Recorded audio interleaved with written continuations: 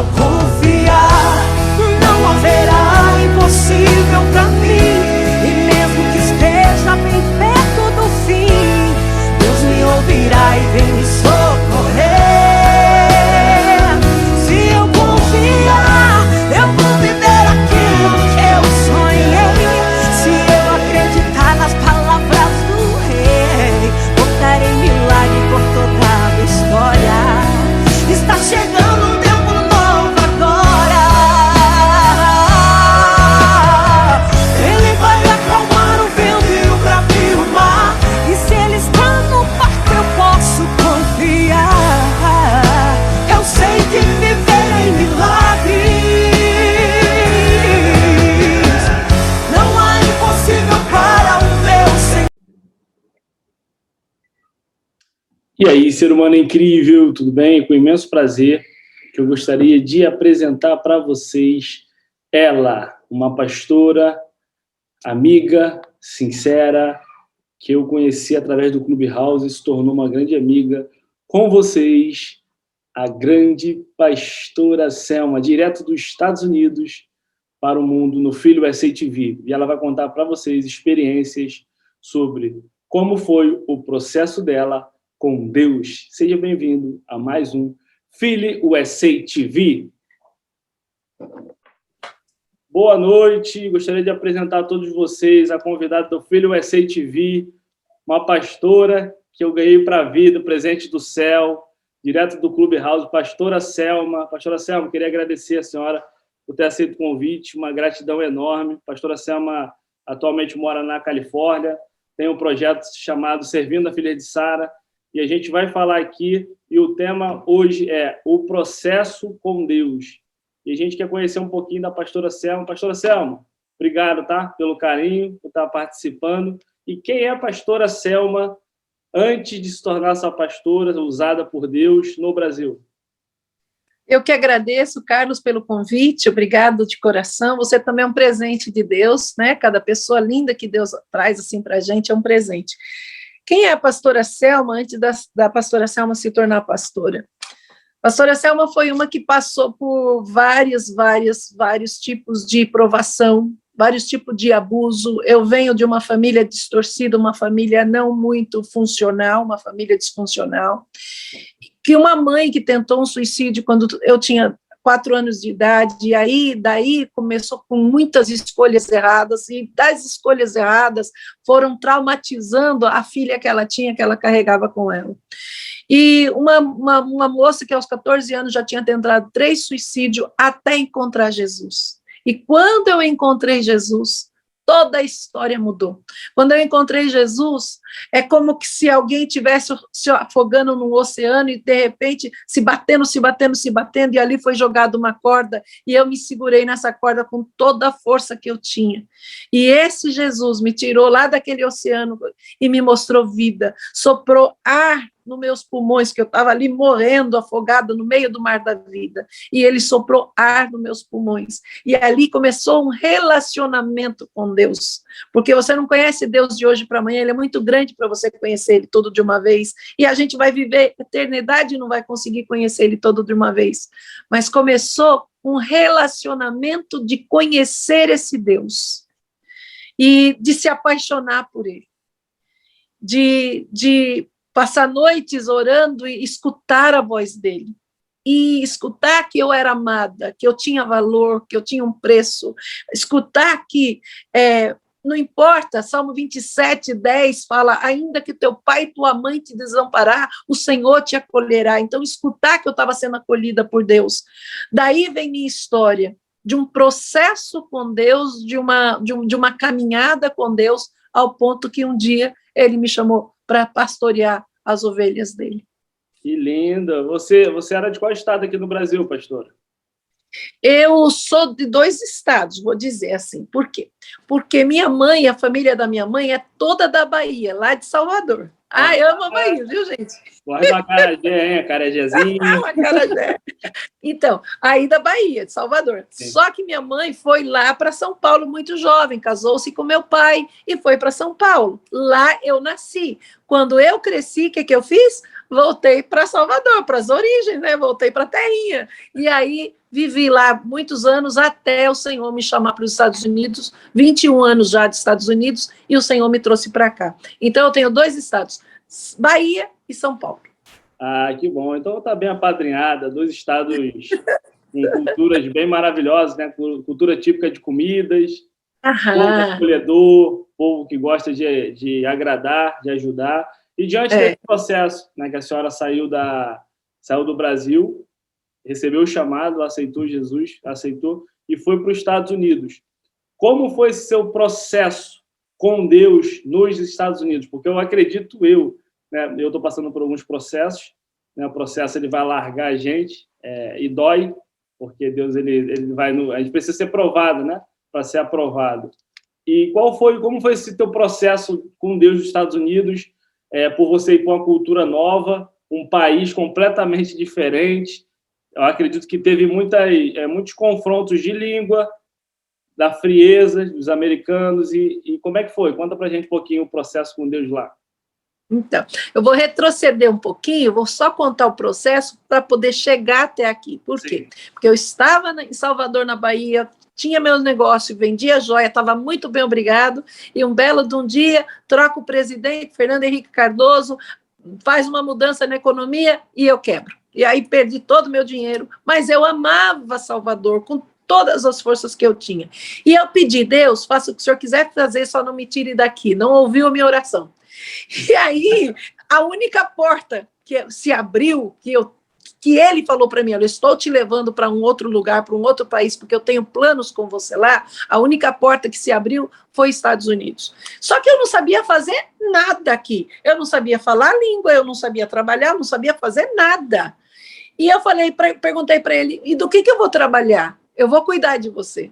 Então, eu tinha uma amiga aqui, que eu tinha porque ela foi de volta para o Brasil, que tinha um restaurante. E quando eu cheguei de lá, eu vim trabalhar nesse restaurante. Agora, pensa uma pessoa que não sabia fazer nada, o que essa pessoa veio fazer no restaurante, gente? Lavar louça. Ah, meu Deus do céu. Aí você sai de um lugar que você tinha seu negócio, que você tinha empregada, que você tinha, quando você chegava em casa, teu chinelo estava preparado para você calçar, o teu cafezinho na xícara para te entregar. Você sai de lá, com essa cultura, com isso, e vem para um país que você não fala a língua, dentro de um restaurante lavando louça, imagina o processo. Aí passei por um processo, gente, de luta com Deus, porque mesmo no processo, você não entende que você está num processo e você começa a perguntar muito por quê, por quê, por quê? E tudo bem perguntar por quê. As pessoas falam, não pergunte por quê. Até Jesus na cruz perguntou por quê. Pai, por que me desamparaste? Tudo bem, o Deus quer dar a resposta de porquês, mas muitas vezes as respostas não vêm porque quem sabe, se vir, você vai se assustar e desistir do processo mais rápido.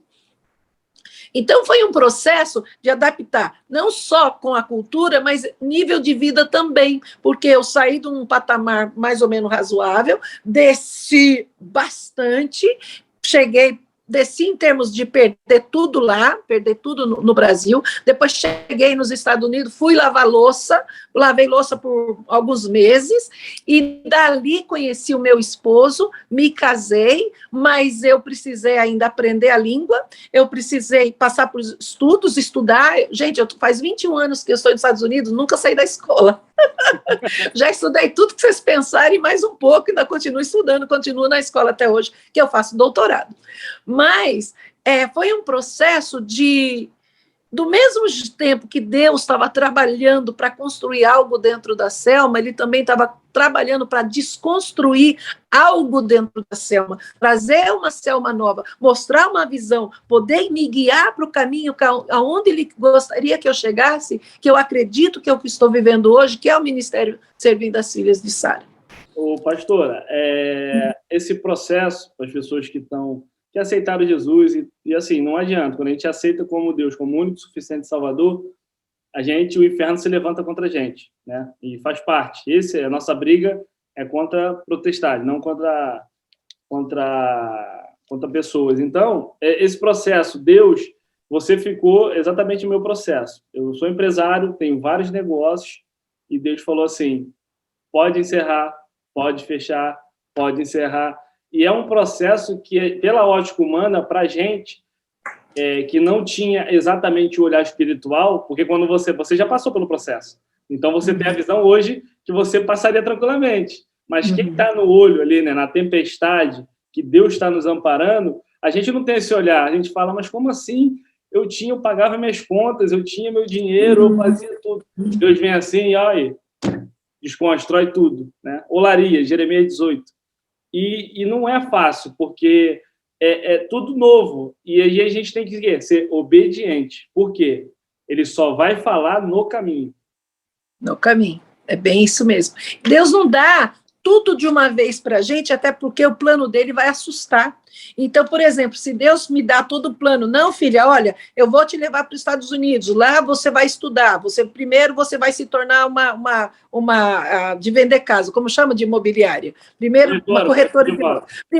Primeiro, filha, você vai se tornar uma corretora de imóveis, depois você vai se tornar uma psicóloga, depois você vai se tornar isso, e depois eu vou te dar um ministério, e o seu ministério vai ser em Israel. Você acha que eu ia acreditar? Não, eu não ia acreditar. Então, ele não dá os passos de uma vez. Primeiro, ele quer obediência. Segundo, ele está diante daquilo que tem. A mente do Senhor é maior do que a nossa mente, né? Quem pode alcançar a mente do Senhor, como está escrito na palavra de Deus? Então, o que ele dá? Ele dá um passo e espera a tua obediência. E depois, quando é como fosse doses homeopáticas. Aí você respondeu aquele passo, ele vai dar o outro passo, o outro passo. Quanto mais você caminha diante das instruções e obedecendo, mais fácil fica de obedecer, mais claro vai ficando o caminho e mais confiança você vai tendo naquela voz que te manda avançar. Exatamente. E uma das coisas também, quando a gente está nesse processo, né, do nosso chamado, ele afasta todas as amizades, ele coloca novos ciclos de pessoas, ele aproxima pessoas que estão com o mesmo princípio, que estão vivendo o evangelho, e os ímpios, que são as pessoas que não aceitaram, a gente às vezes não entende, mas Deus sabe o que elas falam quando a gente não está lá. Sabe? Então, o que ele faz? Ele afasta, e aí a gente fica o quê? Na solitude, no secreto com ele, chorando, pedindo discernimento, sabedoria e tudo. Mas é um processo que se faz necessário. E nessa tua jornada de você foi para os Estados Unidos e lavou, acredito que você não entendeu, né? No início você não entendeu muita coisa.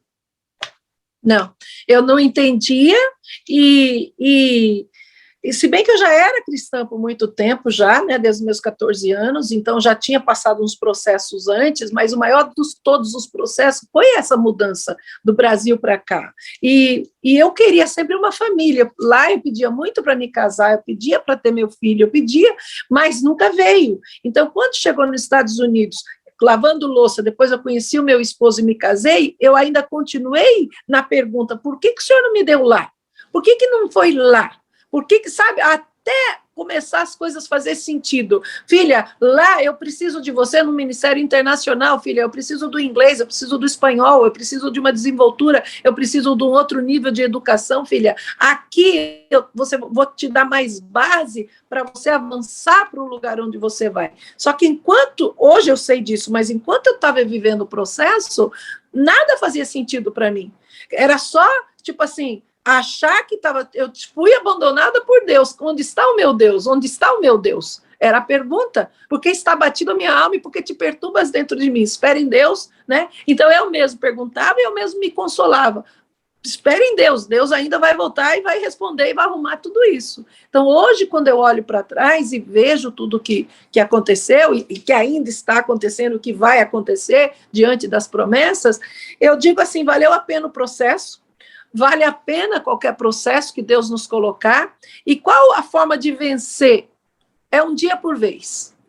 E Deus disse assim que Ele nos daria força. A nossa força não viria do homem, não viria do lado de fora. Por que Deus afasta todo mundo? Porque senão a gente ainda vai achar que o recurso está num amigo, o recurso está num homem, o recurso está aqui. Então Deus afasta todo mundo, deixa você sozinho no mar se batendo para que quando ele jogar a corda você segurar e saber, o meu recurso, a única chance que eu tenho é olhar para cima, não tenho como olhar para os lados porque todo mundo foi embora.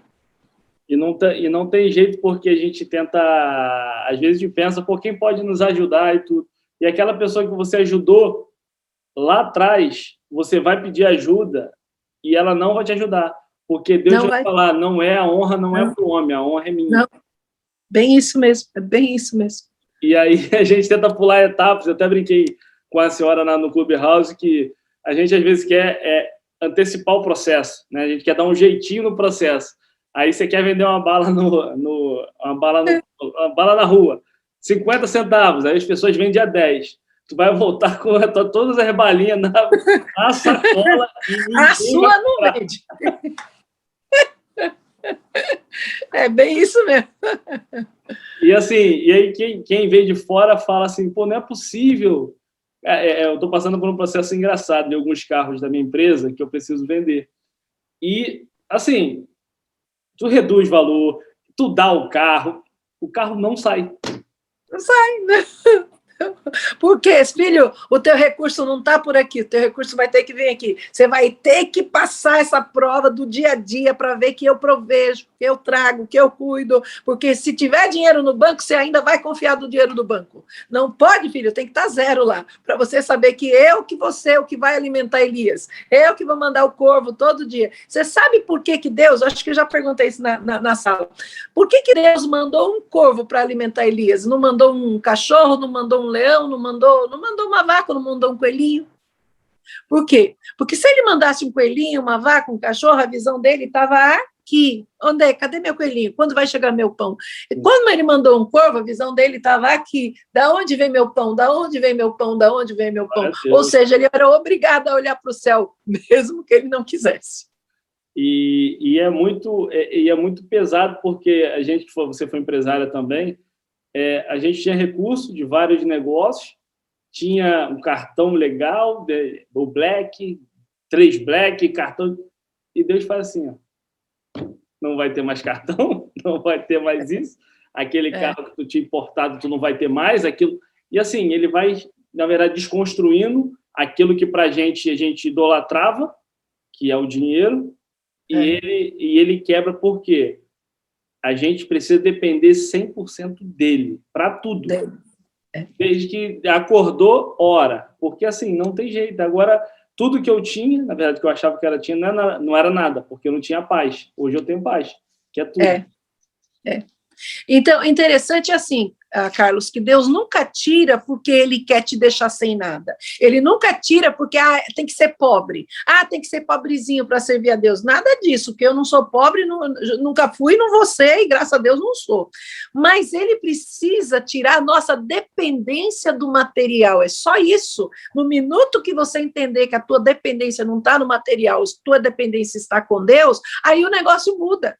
Sim. Enquanto teus olhos estiver naquilo que eu perdi, naquilo que se foi, naquilo que eu tinha, ainda está contando com a dependência material. A hora que falar, sabe o que, Senhor, eu não vou nem olhar para trás. Estátua de sal, lembra? O Senhor falou para Ló, sai daí e não olha para trás. Não olha, a mulher olhou, virou estátua de sal. Enquanto você está contando o que perdeu, o que tinha, você ainda está olhando para trás. Tem que dizer assim, Senhor, estou aqui, tudo que eu tinha vou dar como perda por amor de ter encontrado a Ti. Porque quando nós encontramos Jesus, encontramos isso que você falou, uma paz sobrenatural. Meu Deus, nada paga a presença de Deus, a paz, o deitar, o dormir, o levantar, o saber, o sentir a presença dEle, a proteção dEle, o cuidado. E outra coisa, não pensa que está passando luta que não vai ter a provisão.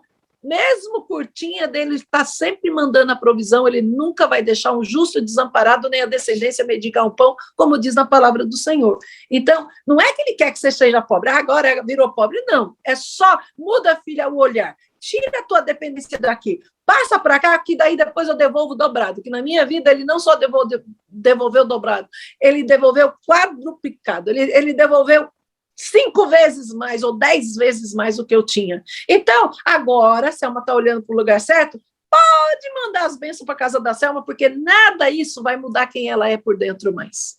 Deus, ele restitui, né? Ele não tira. Ele bloqueia aquilo da tua vida que não era dele, não era vontade dele. E ele vai restituir com algo muito maior. Se tu tinha uma empresa, ele vai te dar 3, 4... Não é dupla honra, né? Eu vejo que é 4 vezes honra. Isso. Não é isso? Isso, bem isso mesmo. Ele só quer Ele só quer te dar o valor real para as coisas, porque nós, no mundo, às vezes, estamos muito ligados para o material, para o físico, e nós temos que lembrar que nós, como seres humanos, somos corpo, alma e espírito, então nós damos toda a atenção para o corpo, mas esquecemos da alma, esquecemos do espírito, quando que realmente o que conta é a alma e o espírito, onde você vai carregar paz, onde você vai carregar a presença de Deus, onde você vai carregar a tua certeza do amanhã, está tudo no teu espírito. Então, por que as pessoas hoje se matam? Por que tanta depressão? Por que tanto suicídio? Por que tantas pessoas com dinheiro e mesmo assim são infelizes? Porque continua no plano físico, olhando só para isso aqui da Terra. Vamos tirar o olhar do plano físico, vamos colocar um pouquinho mais para frente, vamos colocar no olhar do mundo espiritual, e aí sim, nós podemos ter tudo e um pouquinho mais e ainda ser feliz. Exatamente. É ter o olhar, tirar o olhar do material e alimentar mais o espiritual. Porque o que a nossa passagem, o nosso legado aqui é resgatar almas para Jesus. Resgatar almas, está certíssimo. Esse é o nosso maior legado. Então, hoje, eu falo por mim. Eu sou um cara, a senhora me conhece um pouquinho, mas eu acho que já conhece um pouco do meu caráter. Eu sou extremamente obediente. Está doendo, e está doendo na alma, mas eu sei que Deus está me sustentando, porque quando a gente está no nosso pior momento, que é a gente com a gente mesmo, né? É o eu com eu e Deus, porque não é ninguém, é eu com eu e Deus. A gente vê que nós não somos nada. Deus, se Ele quiser, Ele faz isso. Se Ele quiser transformar a nossa vida em 1 minuto, é 10 anos para Ele. Ele faz, e Ele faz. Por quê? Deus, Ele surpreende a gente o tempo todo. E uma coisa que vem uma palavra aqui agora, que embora seja um programa, Deus é um Deus de repente. Ele de repente. A gente tá falando, de repente. E a presença dele está aqui, está forte. Então, opa, Deus, Ele é isso. A gente está aqui, eu estou no processo tudo. De repente, pode virar todo o cenário. Não é, estou falando em relação à riqueza, mas Ele me prosperar em outras áreas, né? A área emocional, a área da família, prosperar em outras áreas, porque a riqueza não está só baseada no dinheiro, porque dinheiro, ele não é a solução. Dinheiro é uma ferramenta. Ele é um meio, ele proporciona conforto. Mas ele compra tudo material, só não compra o principal, que é a paz. Então, o dinheiro... Pode falar, professor. Eu falo que a prosperidade, as pessoas têm uma ideia errada da prosperidade. Eles pensam que a prosperidade é ser próspera nas coisas materiais. A prosperidade, ela vai além de ser próspera nas coisas materiais. Ela vai num todo. E quando nós temos Jesus, que nós recebemos a salvação, nós recebemos sozo. O sozo significa, em grego, o completo de Deus. Aí inclui a tua saúde, aí inclui a tua família, aí inclui a tua vida financeira, aí inclui a tua vida espiritual e tua vida emocional. Então, a prosperidade, ela não inclui só o financeiro. Ela inclui você ter o financeiro, você ir para Cancún, poder ficar lá, de perna para cima, desfrutar 10 dias se quiser, mas em paz, feliz cada minuto, depois você voltar, a tua vida continuar levando, porque você finalmente está conectado com a fonte real, que é o Deus vivo. E prosperidade não é sobre ter, é sobre desfrutar o que Deus já te deu, não é sobre o que Deus deu. Então, uma das coisas que eu vejo é isso daí, dinheiro, ele é importante? Sim, óbvio, eu não vou ser hipócrita, é para a gente sobreviver. Só que, isso que a senhora falou do Cancún é interessante porque Deus, ele também dá o refrigério. E nesse momento é o nosso refrigério da gente, só que Deus não quer que a gente fique ali 1 ano ali, porque Ele quer que nós sejamos canais para as pessoas. Isso. Entendeu? Então, o que eu vejo é isso. Então, Ele desconstrói, a gente começa a valorizar Ele. O dinheiro é um meio, é uma ferramenta, onde quanto mais a gente se torna próspero, financeiramente, emocionalmente, profissionalmente, na vida familiar e na sua vida pessoal, você vai poder servir as pessoas. E não é sobre a gente reter, a gente não é uma represa. A gente precisa ser o quê? Uma cachoeira, transbordar. Quanto mais ele dá, mais a gente precisa doar. Então, uma coisa sobre ser represa e ser rio. Tem um mar em Israel chamado Mar Morto. Todos os rios, inclusive o Mar da Galileia, desemboca nele.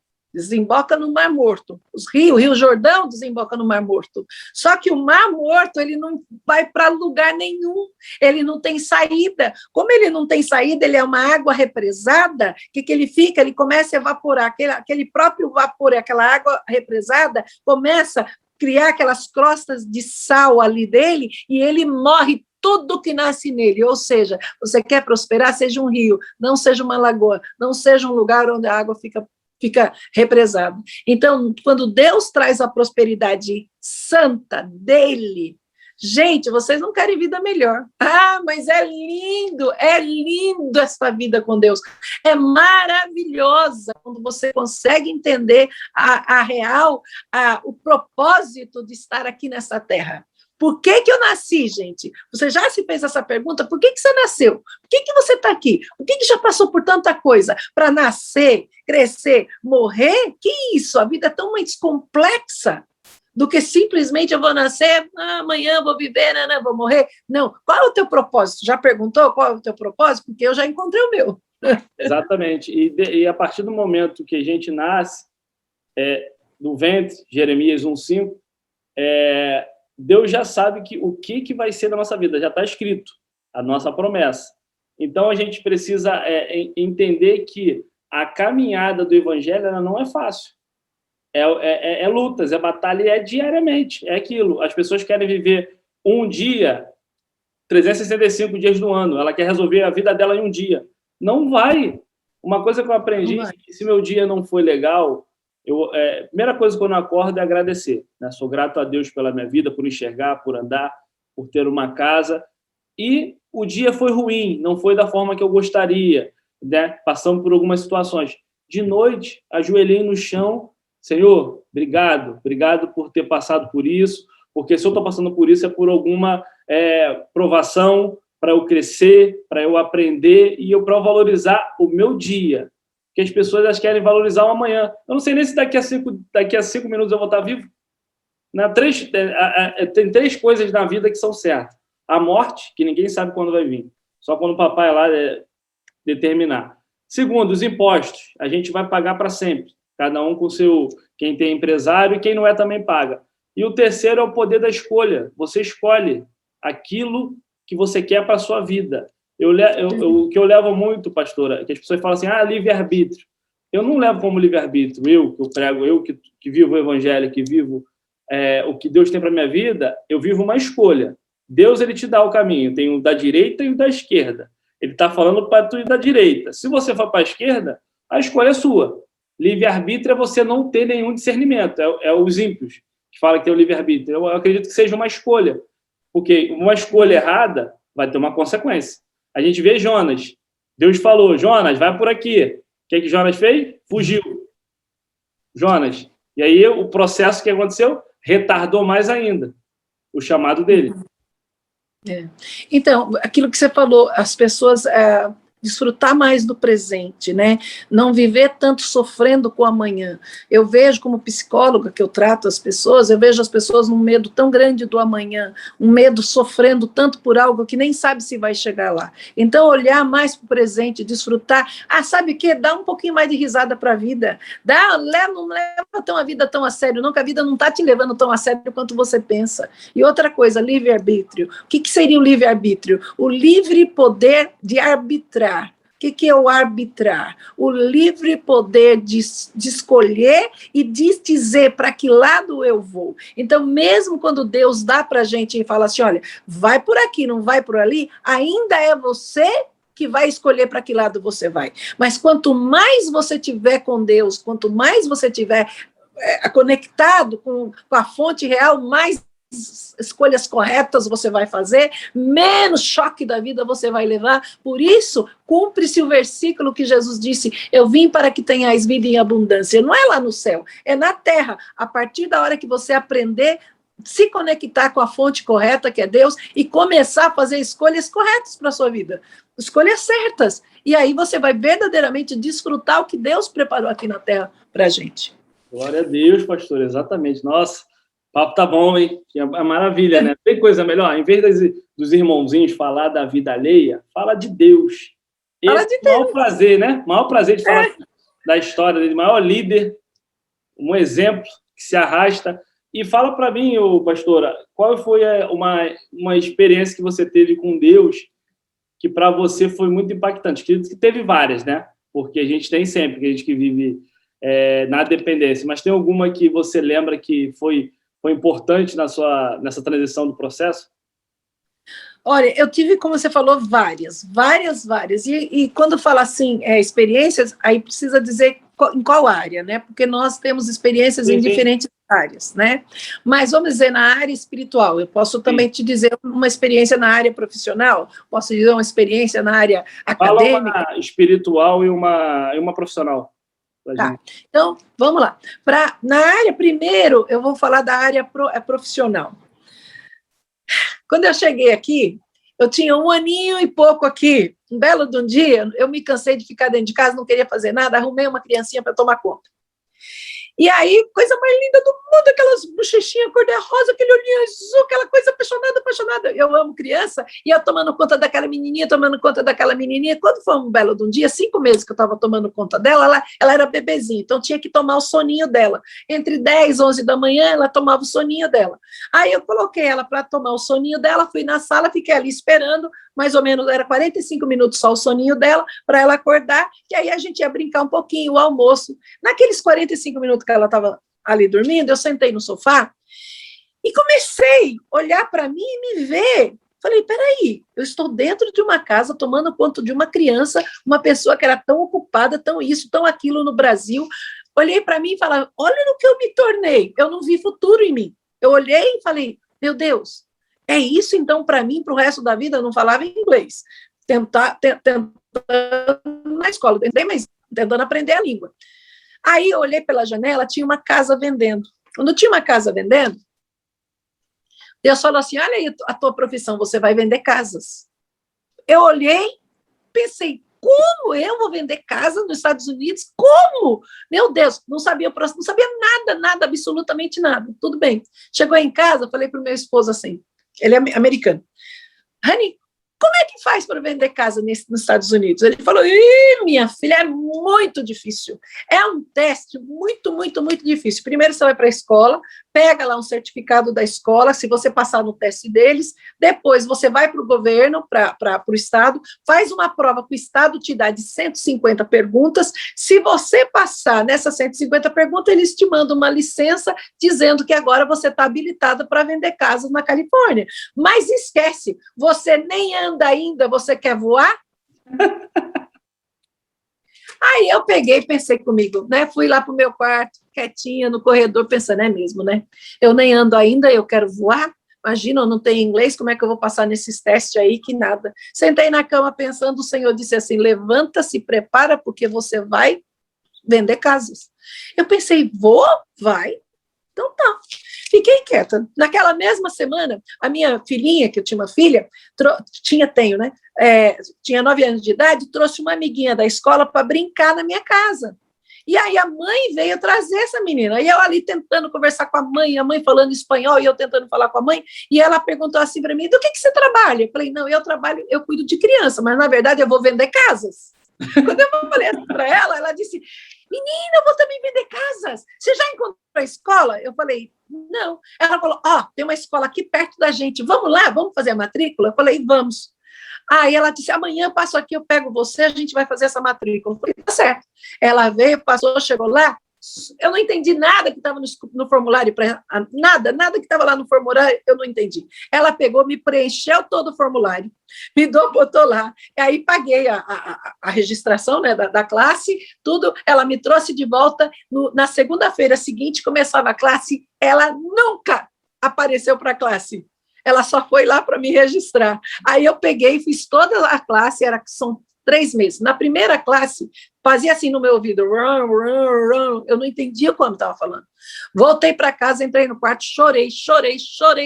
Falei, Senhor, eu não vou mais, eu não entendo o que o professor está falando, Senhor, eu não vou mais, Senhor. O Senhor disse, vai, ainda vai sentar na primeira cadeira. Eu falei, não, pelo amor de Deus, pai, porque se o professor me chamasse e fizesse uma pergunta, Imagina, o que eu ia responder? Aí eu, não, pai, pelo amor de Deus, não, pai. Ah, então tá bom, vamos fazer o seguinte, eu vou, mas o senhor me deixa sentar na última cadeira? O senhor, tá bom, então vai, senta na última cadeira. Então tá bom, eu voltei para a classe, sentei na última cadeira. E graças a Deus, nunca o professor me chamou para fazer pergunta. Quando eu passo de 3 meses, eu comprava todos os tapes, naquela época era tape, eu comprava todos os tapes, comprei todos os livros, e eu cheguei em casa, passei madrugada, eu traduzi o livro inteirinho de imóvel para o português, eu traduzi ele inteirinho, e quando eu chegava nas palavras técnicas, por exemplo, encroachment, não tem, o que é encroachment? Quando um terreno de um está pegando um pedaço do terreno do outro. Quando não tem essa palavra técnica em português, eu ia para o meu esposo, e meu esposo tentava desenhar, mostrar para mim, e eu ia lá, anotava, e eu traduzia o livro. Depois de 3 meses, fui lá na escola, me deram o teste, passei. Quando eu passei, que eu olhava e não acreditava, eu olhava e falei, meu Deus, eu passei, e agora? Cheguei no meu esposo, você passou! Nossa, então agora você tem que ir para o estado para fazer prova. Aí eu falei, não vou para o estado fazer prova. Aqui tem recurso de tudo quanto é tipo, gente. Então, eu vi no computador como compraria um simulado das perguntas que cairiam no estado. E aí tinha pergunta. Eu comprei 3.000 perguntas. 3.000 perguntas. Eu passei madrugadas e madrugadas e madrugadas e madrugadas estudando a pergunta. Como eu não entendia muito inglês, o que eu fazia? Eu pegava uma palavrinha da pergunta e decorava aquela palavrinha, porque o que vinha uma antes e uma depois. Se eu visse aquelas 3 palavrinhas juntas, eu já sabia de qual pergunta eu estava falando, então eu já sabia a resposta. 3.000. Sim.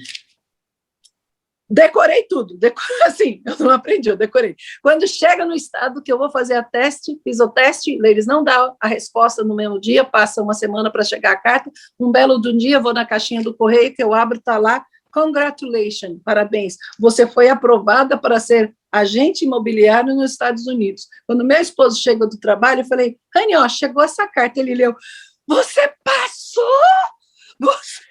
Ele não acreditava. Por quê? Porque é um teste tão difícil que muitos americanos fazem e não passam. Eu já tenho inúmeras pessoas que tentaram e não passaram. Ele olhava na minha cara e olhava para mim. Ele olhava para mim. Você passou?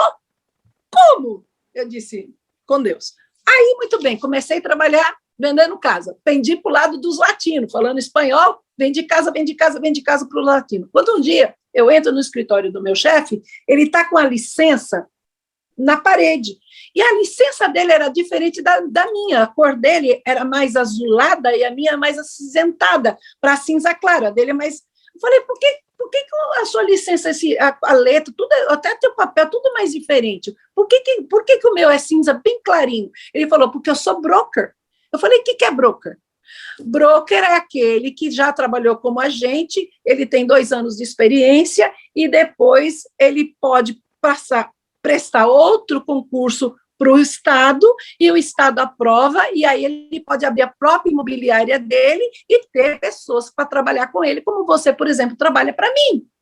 Eu falei, e o que tem que fazer? Você tem que ir para o Estado prestar uma prova de 200 perguntas. E se você passar, você vai ser broker. Falei, tá bom. Cheguei em casa e falei para o meu esposo, Rani, você é broker.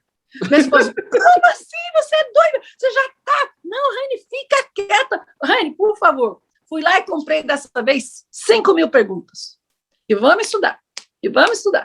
E fui lá, prestei para broker e passei. Aí chega a cartinha de novo, congratulations. De agora em diante, você pode abrir sua própria imobiliária, você tem toda a licença da Califórnia. Meu esposo chega do trabalho e disse, Rani, chegou isso aqui. Ele leu, você passou? Você é broker, o que você vai fazer? Eu falei, abrir meu próprio escritório de imobiliário. Vai! Aí ele vai e fala assim para mim, ele é advogado. De hoje em diante, eu não duvido mais nada de você. Se você disser até que vai ser advogada, eu acredito. Então, essa foi uma experiência que eu tive com Deus, que do nada, ele me levou assim, do nada, ele me levou até minha própria imobiliária nos Estados Unidos, que quem é daqui sabe que é difícil. Quem é do Brasil não tem noção do que eu estou falando, mas quem é daqui sabe a dificuldade. Abri minha própria imobiliária, ganhei meu dinheiro com imóveis, e depois, quando chegou no dia 2008, 2010, mais ou menos, que começou aquela quebradeira, fechei e mudei de ramo, fui ser psicóloga, mestrado, doutorado, e vamos aí. Isso daí é bem legal, pastora, que o que acontece também, né? Deus tem momentos que ele coloca algumas situações de repente dele para te dar o refrigério, para você manter, né? Para você manter a sua vida e você não afastar do ministério que ele tem para a sua vida. Porque ele não quer que você só trabalhe, ele quer que você trabalhe para o reino e trabalhe para você. Para você que eu falo, você ter a sua renda. E o que Deus está fazendo na minha vida é exatamente o que a senhora está falando, é exatamente o que está acontecendo comigo. Parece que, assim, coisas que eu nunca imaginei na minha vida fazer, Deus está falando, vá por esse lugar. Como assim, pai? Só vai. Mas não tem nada. Vai. Como é que pode, pastora? Vai, porque é aí que está a tua bênção, obedece, vai. Não faz sentido. Deixa eu contar um testemunho curtinho para você. Pode contar, claro. Estava na Bahia e tinha uma amiga minha, a gente andava muito junto. Fátima, ela é médica. E assim, serva do Senhor, ungida do Senhor, fazendo campanha junto, orando junto, quando belo de um dia, ela recebe lá um dinheiro, uma parte de um dinheiro dela lá, tipo assim, herança, que dava para ela comprar, tipo assim, pelo menos um terreno, alguma coisa, já para depois ela deixar ali para os futuros filhos dela, né? Tá, tudo bem. Aí, a gente morava num condomínio fechado, muito bom em Salvador. Nós passando perto de um condomínio, não, ela chegou assim e falou, Selma, eu tenho dinheiro, e eu quero investir em terras, eu quero comprar aquele terreno que está vendendo na entrada do condomínio, assim, assim, assim, vamos orar para ver se Deus aprova? Aí eu falei, vamos, entramos numa campanha de oração. Quando nós entramos nessa campanha de oração, o terreno ficava bem frente ao condomínio. Aí eu passei um dia pelo terreno, meu coração fechou, e quando nós fomos orar à noite, eu falei, ó, o Senhor falou no meu coração que dá para você comprar aquele terreno, não. Como não, Selma? O terreno é maravilhoso, o terreno é isso, eu já até falei com o cara, eu falei, não, Deus está falando que não. Fomos orar, e Deus falou, realmente, não compre aquele terreno, eu tenho algo melhor para você. Tá bom. Ficamos lá na oração, passando 2 semanas já que a gente estava orando, um belo de um dia, ela pega o carro e ela vai por uma rodovia que tinha aberto em Salvador, deserta. Eles só estavam abrindo a rodovia, chama Estrada do Coco naquela época, mas naquela área era deserto. Tinha um terreno, uma placa enorme de um terreno falando, vende-se. O Senhor disse, aí está teu terreno. Ela disse, Senhor, não tem nada aqui. Senhor, eu não vou comprar isso. O dinheiro dela, que o outro só dava para entrada, nesse dava para comprar o terreno à vista. Senhor, o Senhor disse, este é o teu terreno. Ela foi, tudo bem, obedeceu, ligou para o cara, comprou à vista o terreno imenso, gigante. O outro era só um pedaço, esse era como que fosse 5 lotes juntos. Por quê? Porque era uma área deserta, não tinha nada lá. 1 ano depois que ela comprou o terreno, 1 ano depois, do outro lado do terreno dela, se instalou um hipermercado, gente, gigante. E as casas começaram a pipocar tudo. O dela estava aqui, porque o dela tomava conta de tudo isso aqui. Sim. Começou a pipocar e apartamento começou só 1 ano depois. E o terreno dela, em 1 ano, valorizou 20 vezes o que ela pagou, em 1 ano. Depois ela deixou sentado esse lá. Hoje, esse imóvel que ela tem lá vale por volta de 5 milhões de reais. Nossa, glória, hein? Aí como é que Deus é tremendo. Ela comprou um terreno, depois daquele terreno, ela construiu, tipo como na frente do mercado, ela construiu como um pequeno... um salão grande que ela já alugou para uma casa de material, do dinheiro daquela casa de material, ela construiu do lado, que o terreno é muito grande, foi construindo em cima. Hoje, o prédio dela vale 5 milhões de reais. Por uma direção do Senhor. Uma direção do Senhor. Então, quando o Senhor dá a direção, escuta. Deus é tremendo, né? Assim, e a direção dele, e não tem jeito. A lógica, Deus não é Deus de lógica. 1 mais 1 para Deus é o número que ele quiser. Não é 2. É o número que ele achar. E a gente tem que só o quê? Obedecer. Vai por aqui. Mas Deus não faz sentido. Eu não tenho experiência. Vai por aqui. Vai por aqui. Eu estou mandando isso aí aqui, é porque é aqui que está teu ouro. Pô, assim, mas é muito bom, né, pastora?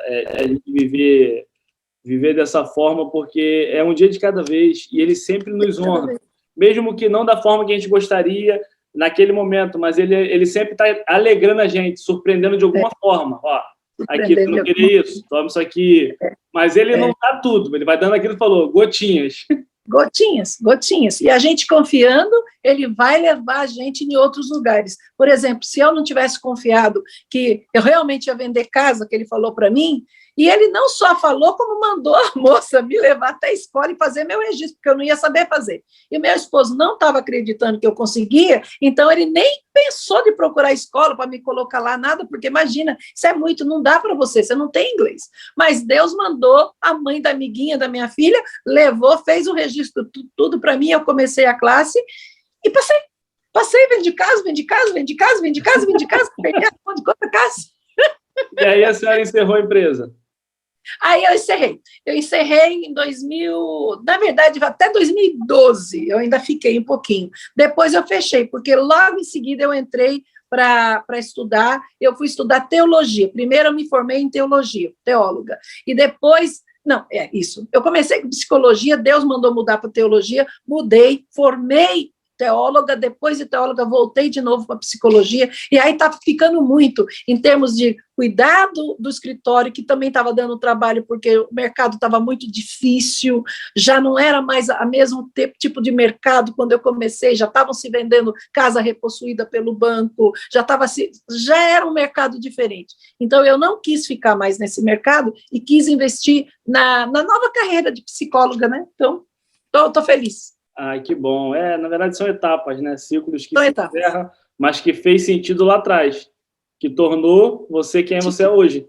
Fez sentido, me mostrou Deus comigo. Nossa, quanta coisa. Agora eu pedi uma espiritual. A espiritual foi o seguinte: eu tinha muito problema de ver Deus como pai. Muito problema, muito problema. Por quê? Porque eu nunca tive pai, e o pai que eu tive, que foi um padrasto, me judiou muito, ele judiou de mim, muito.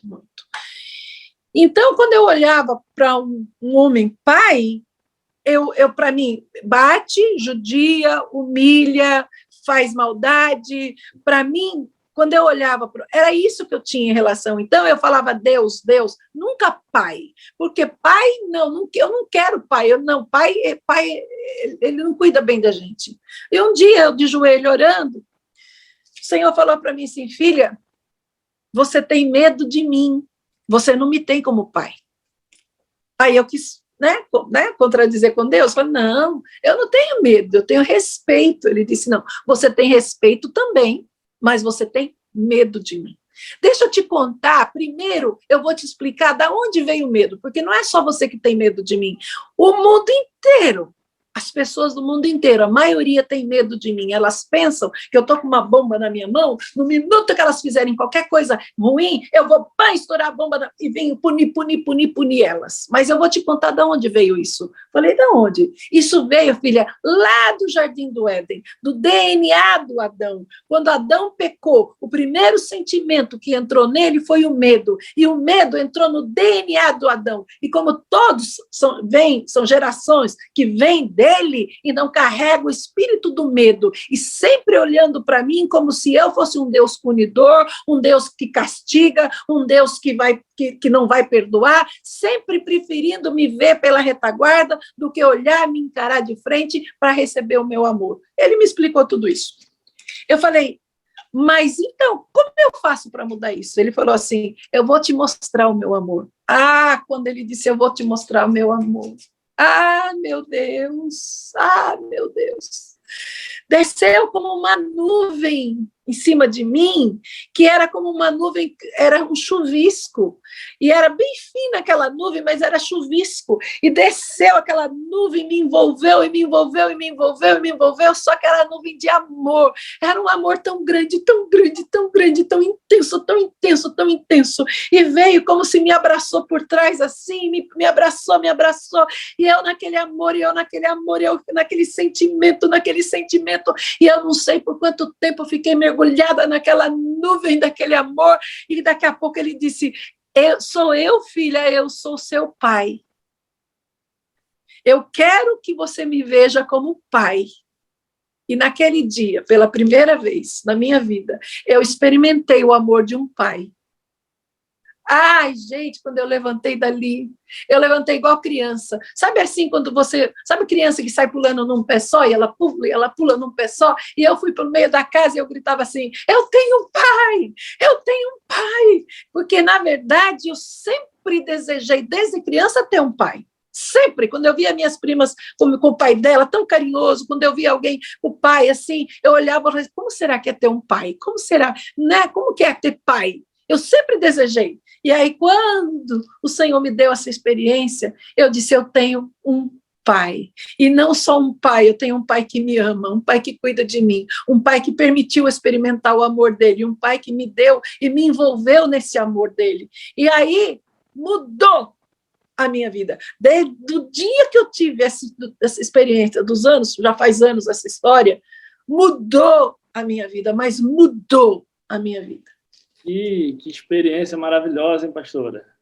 Nossa, eu tenho vivido algumas experiências boas, ele tem me surpreendido a cada dia, né? E eu sei que falta pouco, o processo está no final, e aí vai apertando mais, né? Vai apertando mais, o estreito vai aumentando.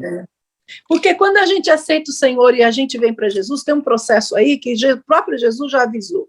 O diabo, ele vem perseguir a semente, porque dependendo de onde a semente cai na terra, ou ela vai cair, ela vai dar grandes frutos, ou ela vai poder ser roubada e dali não dá em nada. Como caiu numa terra que com certeza vai dar fruto, o diabo entra para perseguir. Claro que tem a vontade permissiva de Deus na história, que é para provar, moldar, modelar, direcionar, mas tem muito dedo dele aí tentando roubar a palavra, tentando roubar o que foi plantado. Sim, e uma das maiores setas, né, do inimigo é a nossa mente, que é o coração do nosso corpo, né? A mente. Que a gente Romanos quer fazer 2:12. algo... Oi? Romanos 2:12. Não vos conformeis com esse mundo, mas transformai com a renovação da vossa mente. Exatamente. E a gente está chegando ao fim, está sendo muito bom bate-papo, pastora. A senhora é bênção de bênção, que honra. Você está vindo para cá, para São Paulo, né? Você está vindo? São Paulo. Vou São Paulo, Paraná e Santa Catarina. E Rio de Janeiro? Cadê o Rio? E o Rio? Na próxima. Na próxima. Eu queria que a senhora desse um conselho para os brasileiros que moram aí nos Estados Unidos sobre Deus, o que eles precisam, qual é o recado que você daria para os brasileiros que moram aí, que estão passando um momento difícil. Está com a senhora que manda aí a palavra do céu. O conselho que eu dou é olhar para Deus como pai. Não faça como eu fiz, né? Que eu queria distância dele, que eu corria dele. Eu dizia que eu estava com ele, mas ao mesmo tempo eu não queria um relacionamento íntimo com ele, porque na verdade eu tinha medo dele. Então o conselho que eu dou, sabe, senta no teu canto, um cantinho, e fala assim, Deus, o Senhor é pai mesmo? Se o Senhor é pai, revela-te para mim como pai. Eu quero te conhecer, porque eu sei que tem tantos brasileiros aqui sofrendo nessa terra, sofrendo muito. Agora, nesse tempo de Covid, então, aí o negócio ficou feio mesmo.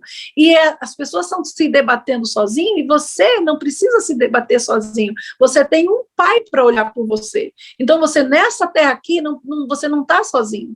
Deus quer estender a mão para você, quer te levantar, quer mostrar para você o amor dele, e quer ajudar você a superar você mesmo, e fazer você viver grandes sonhos.